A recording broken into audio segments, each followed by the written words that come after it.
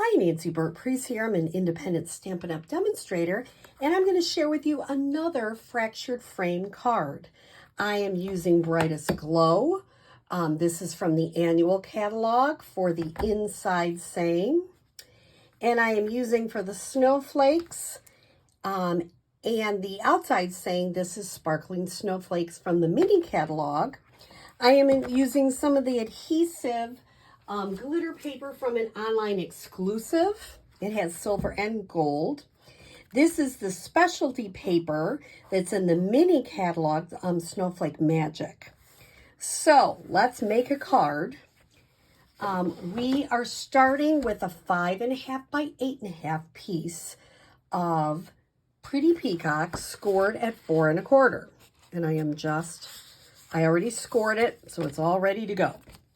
Then I have a piece of the Snowflake Magic 4 by 5 1/4. I'm going to set this to the side. Now, what I did is I cut 4 pieces of 1/4 by 6 inch of the peacock, Pretty Peacock, and this is 1/4 by 6 inches of that adhesive specialty paper. So what I'm going to do, and I can see this one got a little bit smudged there. I didn't see that till now. So I'll have to be creative and either put some more smudges around so it's supposed to be that way. Maybe put a little dot there. Who knows what I'll do to make that work. So I stamped, you notice I'm doing it in a diamond shape. I stamped Make the Season Sparkle in Memento Black. Now I'm going to use Lost Lagoon. And I'm going to start with the detailed snowflake full strength. Let's make sure. And I already got some ink on here too. I'm having a banner day. I'm going to show you how I'm going to fix that. So, full strength. There you go. I could leave it if I choose, or I can stamp off.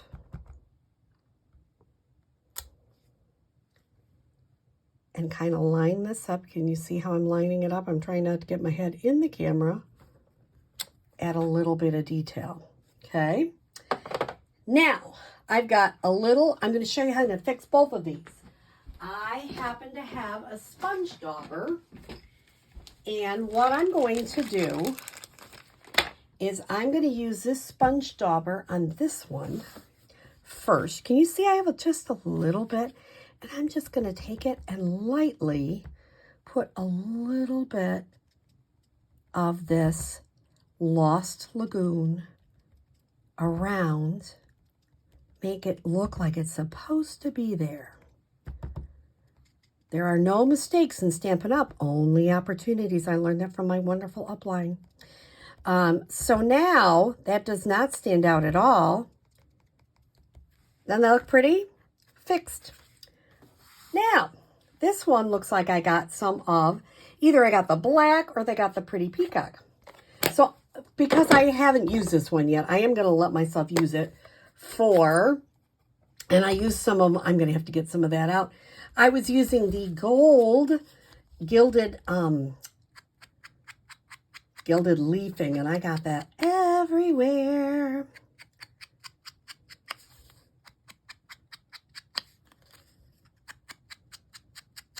And fixed. So remember, it just gives you an opportunity to look and do something different. So I've got that all stamped. I'm going to adhere this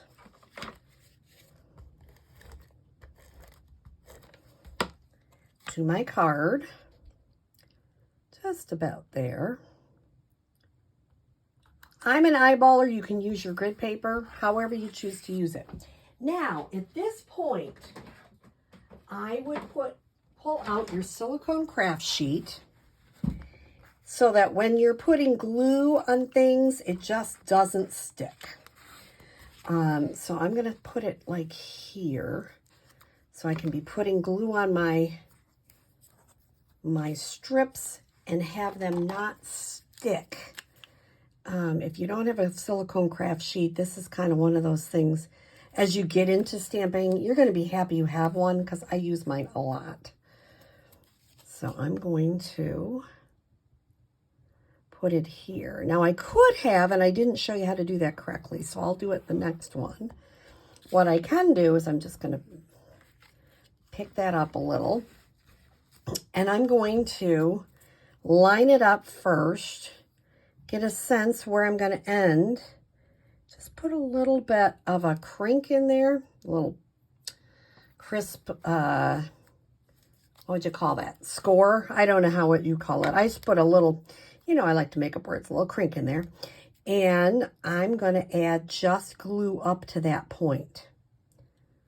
That way, I'm not over gluing it like I did on the first one. And it's easy, because I can always use the parts that I have not put glue on. Again. Then I'm going to do the same thing. I'm going to put it on here. I'm going to just put a little fingernail mark there so I know that's how far I'm going to put the glue. You don't want a ton of glue on there. You don't want it to like be all over, especially on metallic paper. Not good. I've done it before. Not good. Trust me when I say don't do that. And then I'm going to put my last one, if I can get it picked up with my fingernails. And I'm going to come around, put a little fingernail mark here so I know how far to put the glue. That's not where I'm going to cut it. That's just how far I'm going to put the glue. Okay.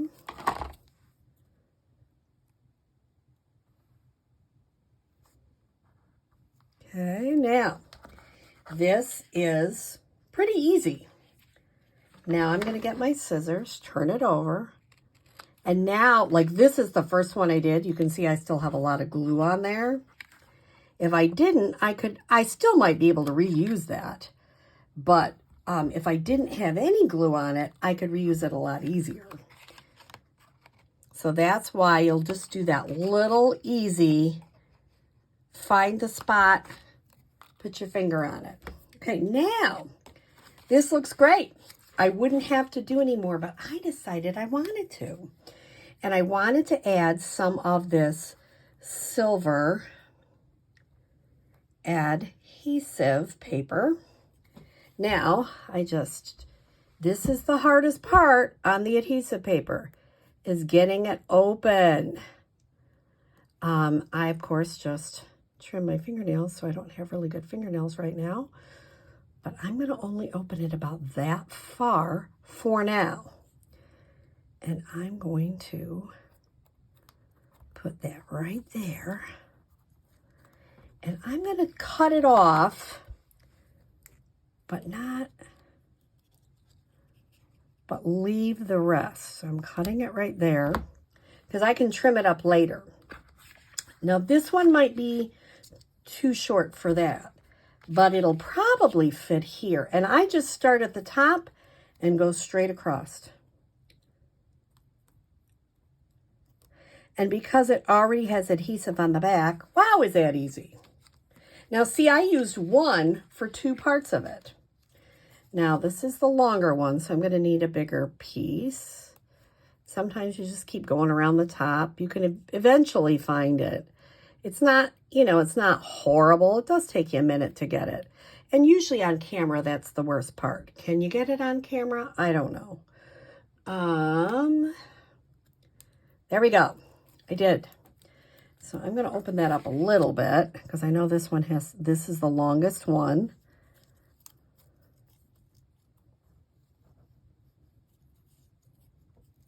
Yeah, probably won't use that one again. Then I only need a little one here. I'll just put that over there with my other garbage.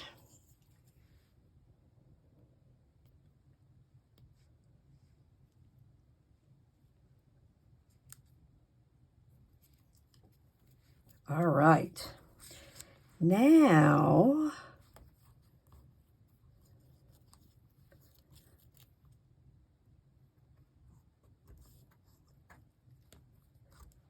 all I have to do, this one I didn't take it all out because I figure on another card, I didn't take all the backing off because I might be able to use that on another card.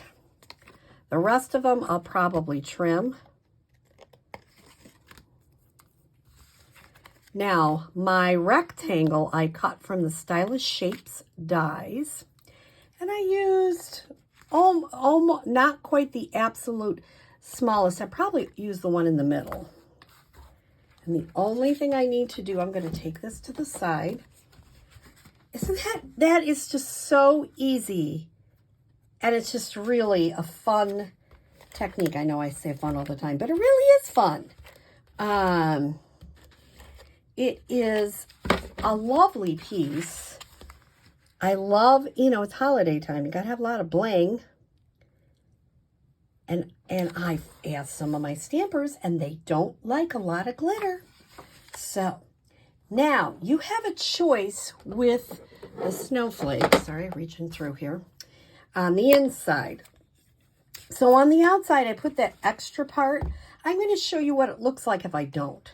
And those people that come to my class this weekend, if you choose to just leave it like this, that's still a beautiful snowflake. You don't have to add the other color behind it. So it's a total personal preference. I'm going to leave them like that. And I'm going to adhere this to the inside of my card.